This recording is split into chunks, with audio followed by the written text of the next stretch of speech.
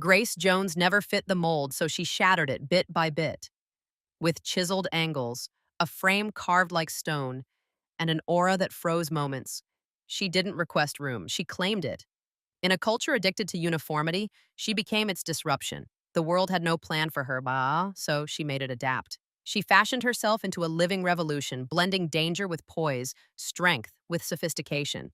This isn't just a tale of a model, it's the chronicle of a renegade. Join us as we reveal how one woman rebuilt the whole system from within.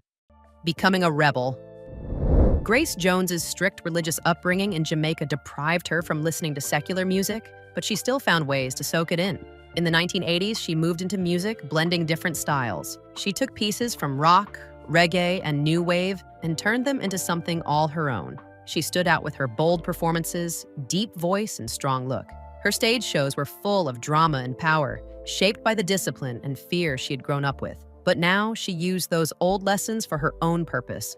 In 1977, she signed a record deal with Island Records.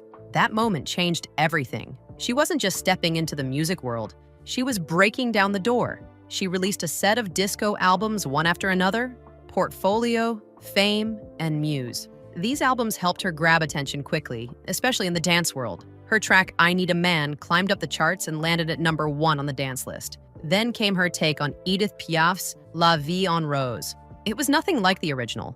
She gave it new life with a disco heartbeat and her powerful voice.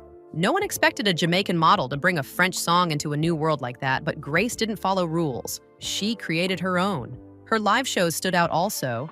They weren't just concerts, they became wild, strange, unforgettable events. She didn't just walk on stage, she came out of cages. She dropped from ceilings. She wore outfits shaped like sculptures. Some of them looked like armor with hard edges and sharp designs that made her look like a warrior. Her voice wasn't soft or sweet. It was deep, strong, and full of force. She didn't try to sound pretty.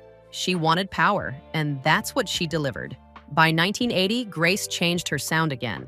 She began working with reggae legends Sly and Robbie. Together, they made Warm Leatherette and then Nightclubbing. These albums didn't fit into any one genre.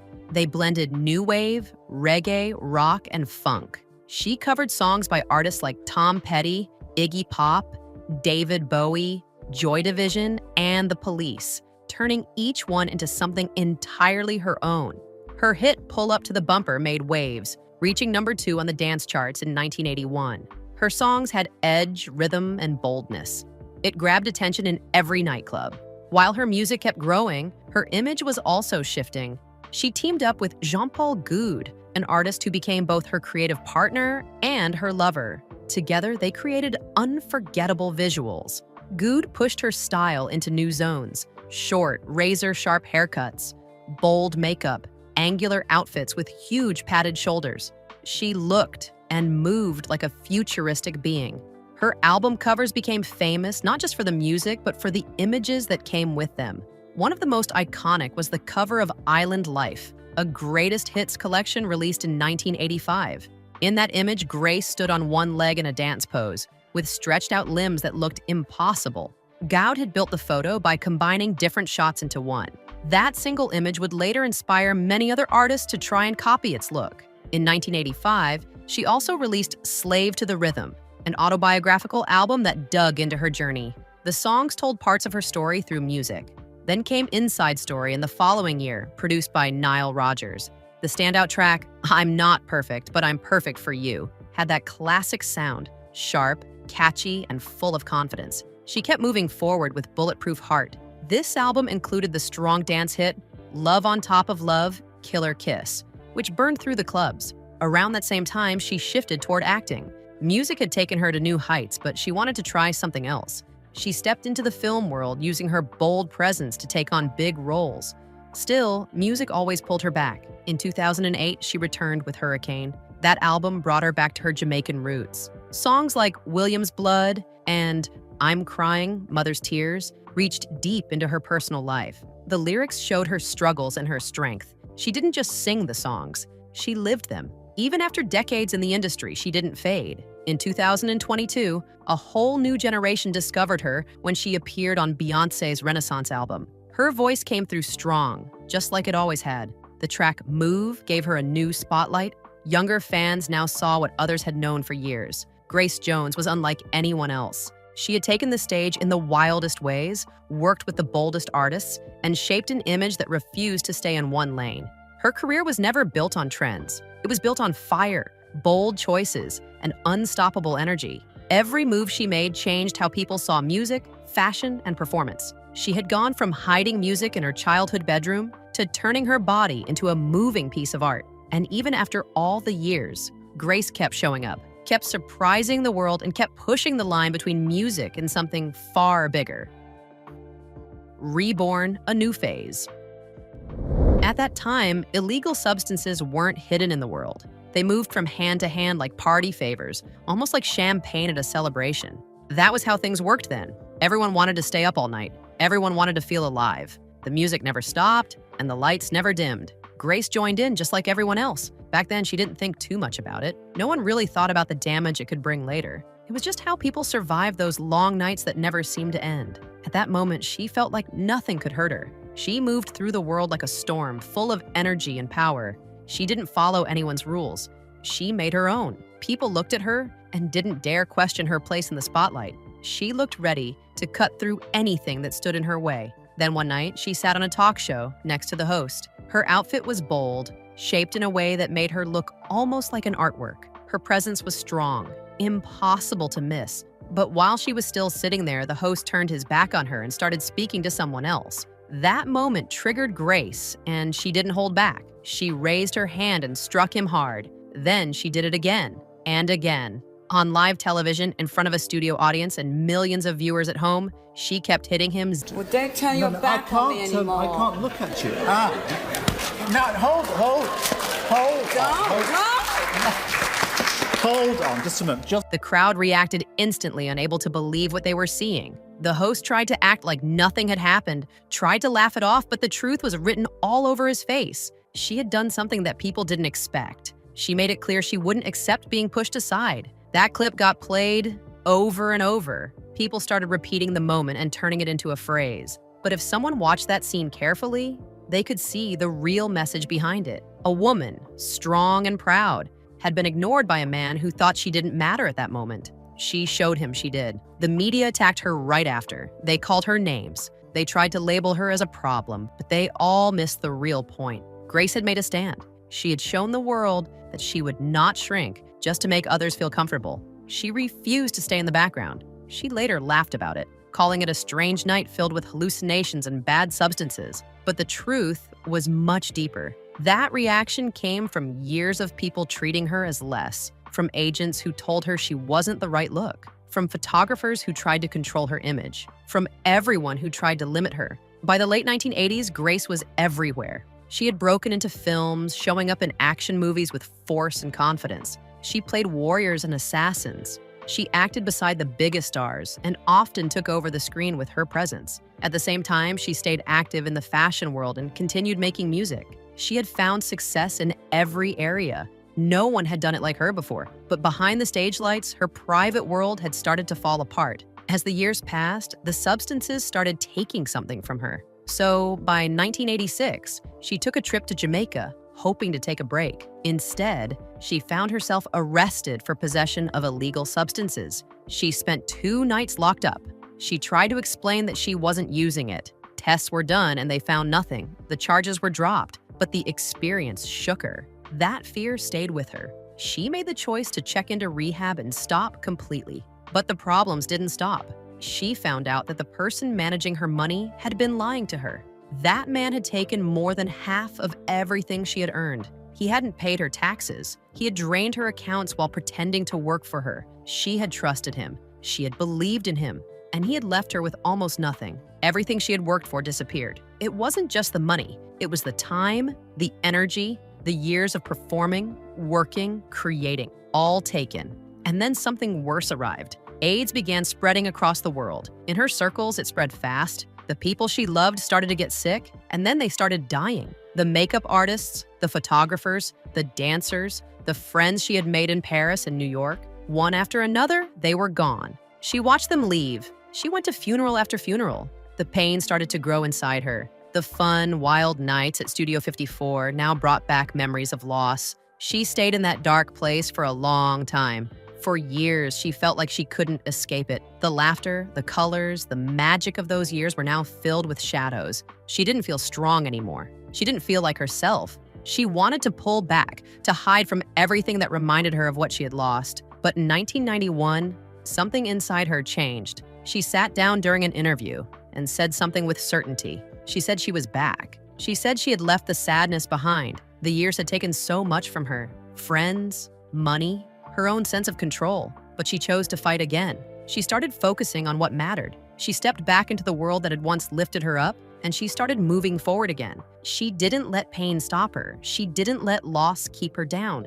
Grace Jones came back because she refused to be broken. She stood up once more and began rebuilding. And as she moved ahead, she showed once again that nothing and no one could keep her away from the light for long. She started making music again, putting her voice into new songs that carried the weight of everything she'd lived through. She picked up film scripts again, choosing roles that reflected her strength. She began touring again, stepping onto stages with confidence, wearing costumes that made people stop and stare. Her performances became experiences filled with color, movement, and that same energy she'd always carried. People hadn't forgotten who she was, and she hadn't lost anything that made her unforgettable. She didn't try to erase her past, she owned it. She used every part of it to move ahead. The highs, the lows, the mistakes, the triumphs, all of it became part of her strength. And as she continued on, she never let anyone shape her into something she wasn't. She had already broken out of every box. She had already pushed through every wall.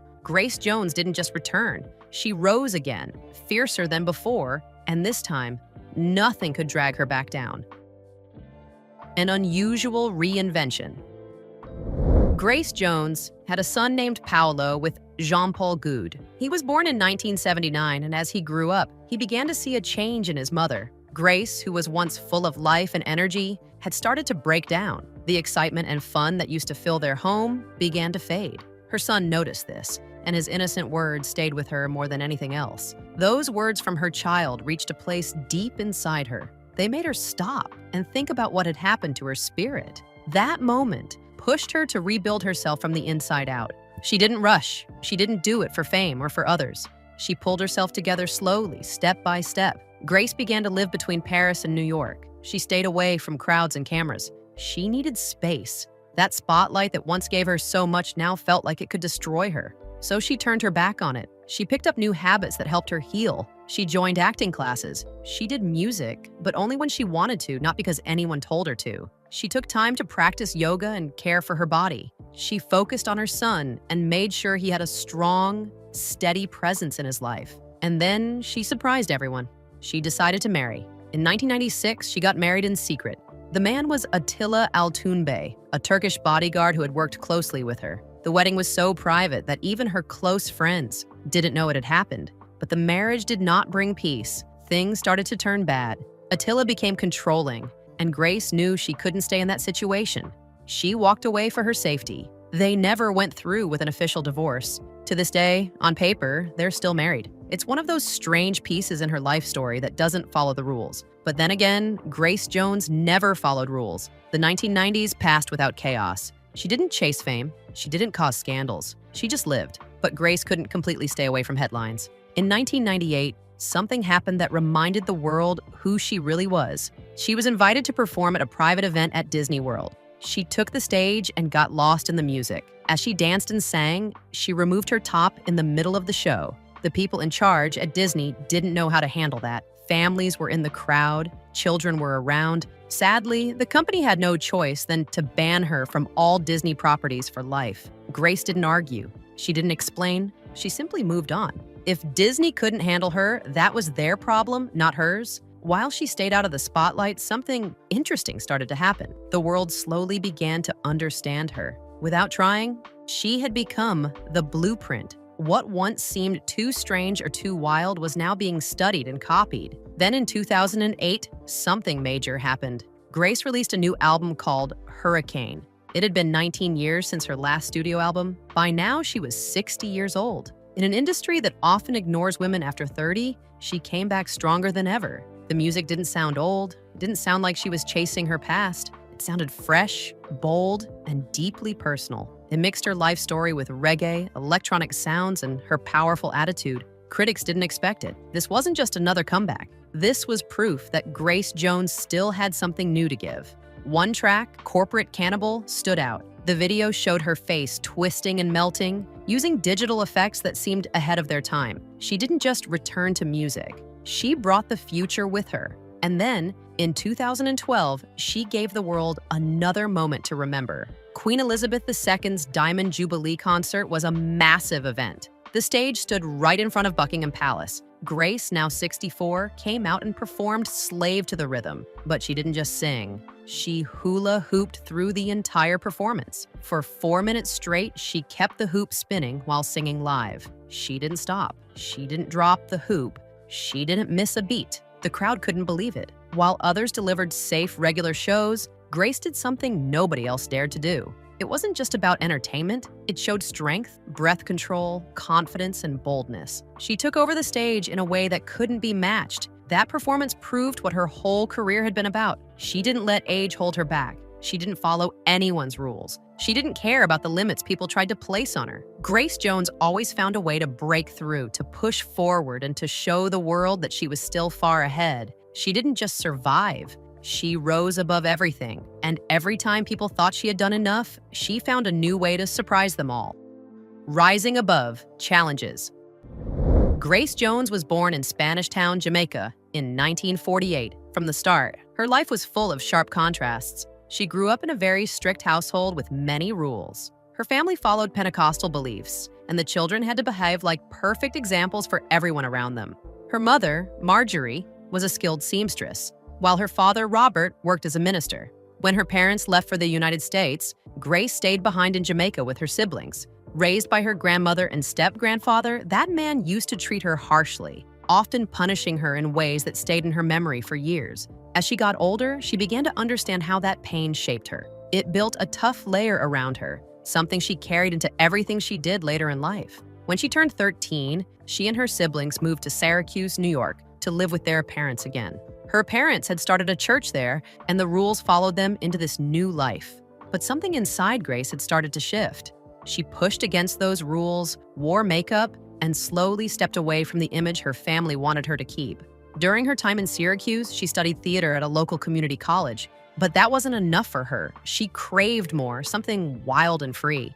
So she moved to Philadelphia to do summer theater. That decision opened up an entirely new world. She began trying hard substances, joined in with go-go dancing, and even hung around with the Hells Angels. She explored different lifestyles, lived in communes, and broke away from everything she had known.